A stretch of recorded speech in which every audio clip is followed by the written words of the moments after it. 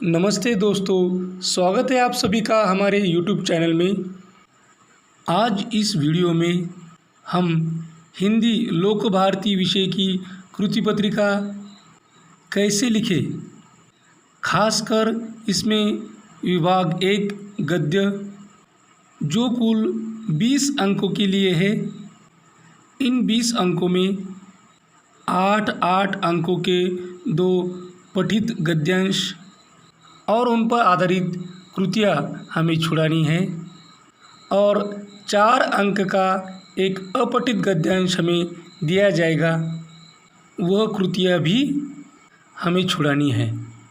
तो सबसे पहले हम देखेंगे प्रश्न पहला अ, जिसमें एक पठित गद्यांश हमें दिया जाता है।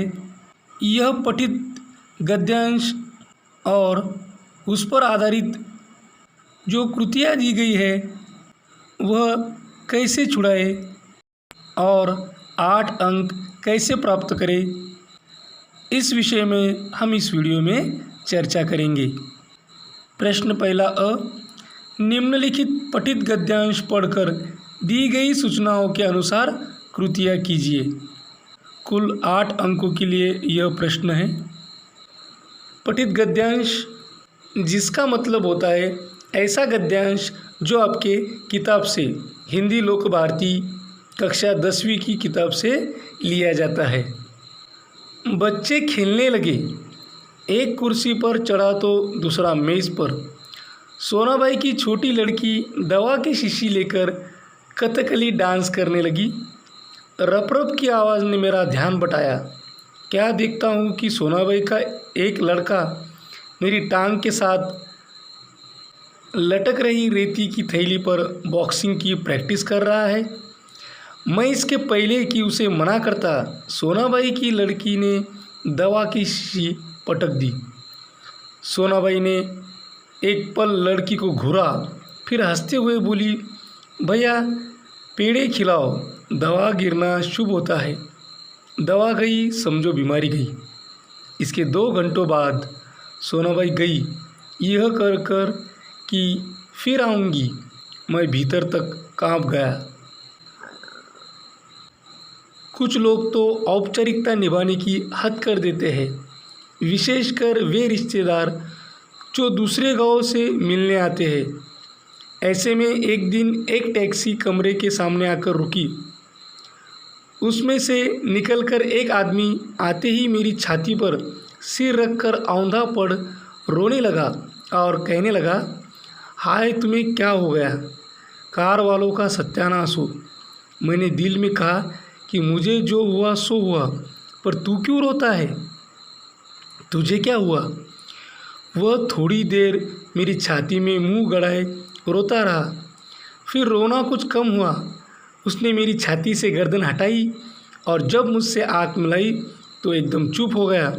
फिर धीरे से हंसते हुए बोला, माफ़ करना, मैं गलत कमरे में आ गया था। आजकल लोग ठीक से बताते भी तो नहीं। गुप्ता जी का कमरा शायद बगल में है। हैं। अच्छा भाई, माफ़ करना, कहकर वो चला गया। अब वही रोने की आवाज़ मुझे पड़ोस के कमरों में सुनाई पड़ी। मुझे उस आदमी से अधिक गुस्सा अपनी पत्नी पर आया, क्योंकि इस प्रकार रोता देख पत्नी ने उसे मेरा रिश्तेदार या करीबी मित्र समझकर टैक्सी वाले को पैसे दे दिए थे। पहला, आकृति पूर्ण कीजिए। यह जो आकृति दी गई है वह है अस्पताल में आए सोनाबाई के बच्चों की शरारतों के बारे में, और 4 बॉक्सेस हमें यहाँ दिए गए हैं। और ये जो उत्तर है, यह उत्तर हमें इस आकृति में ही लिखना है, यह हमें ध्यान में रखना है।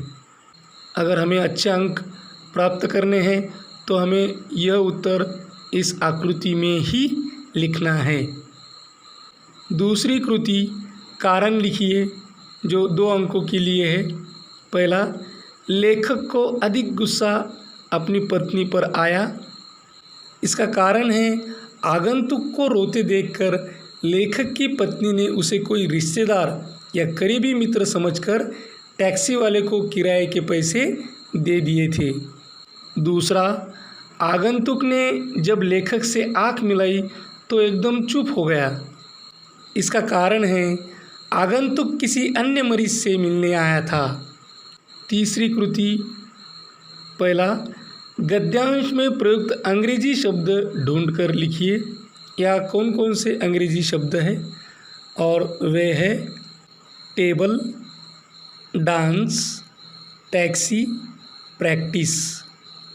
दूसरा, शब्द समूह के लिए एक शब्द लिखिए।